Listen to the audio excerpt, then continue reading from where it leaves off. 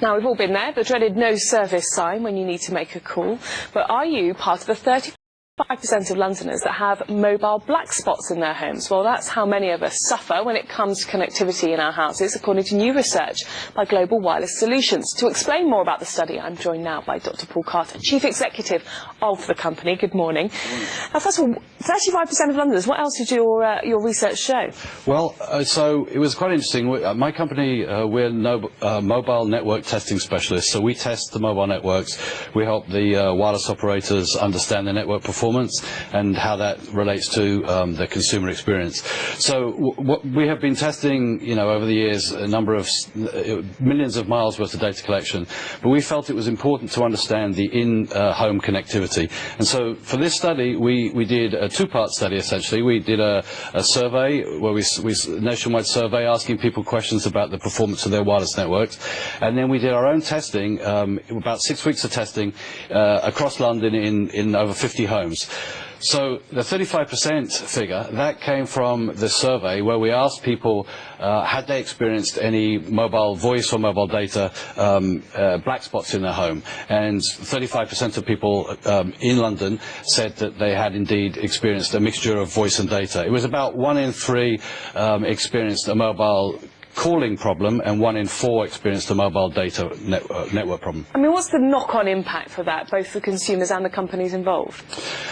Well, it's clearly important when you look at why people are switching mobile carriers. We also ask people, what percentage of time had they switched carriers or operators related to network issues. About 40% of people in London said that they had previously switched mobile operators because of mobile data connectivity.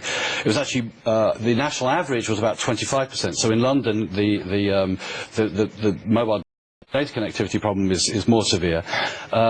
It was, interestingly, whereas more people seem to experience mobile calling problems than mobile data problems, more people have switched networks related to the mobile data connectivity.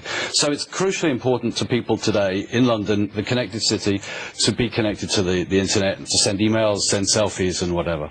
And now, there are apparently some areas of the home that are worse for these sort of black spots than others, something I was completely unaware of. Well, that's right. So we thought it was important to understand this particular issue.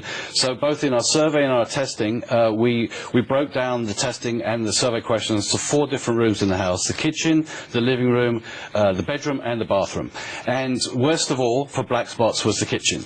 Then this was both on the survey and in our own testing. In the survey, about 1 in 5 people said that the kitchen was the worst performing room in the house in terms of connectivity. From our own testing, we found about a 5% failure rate in the kitchen, which was the worst room in the house. And matter of fact, for EE, that was up to 10% in the kitchen. So EE's voice network suffered actually the most compared to all the 4 operators in the UK.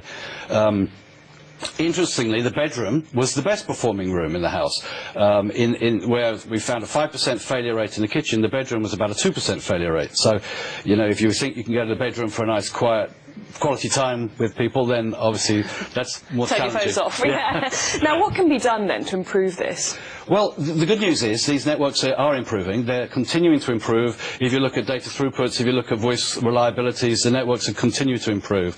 But more can be done to enhance the network quality, to enhance reliability, to enhance the throughput, building more sites. In the UK, there are all sorts of challenges with, there's a thing called the Electronic Communication Code that makes it difficult for the network operators to build sites in certain areas. I think the government can step in to help more. The government last year worked with the operators to lay out a minimum signal level across the country, but I think we also need to look at signal quality levels, not just signal level, but signal quality as well. So the network operators need to continue to enhance and optimize their networks. Okay, Dr. Paul Carter, thank you so much for coming in this morning. Thanks so much.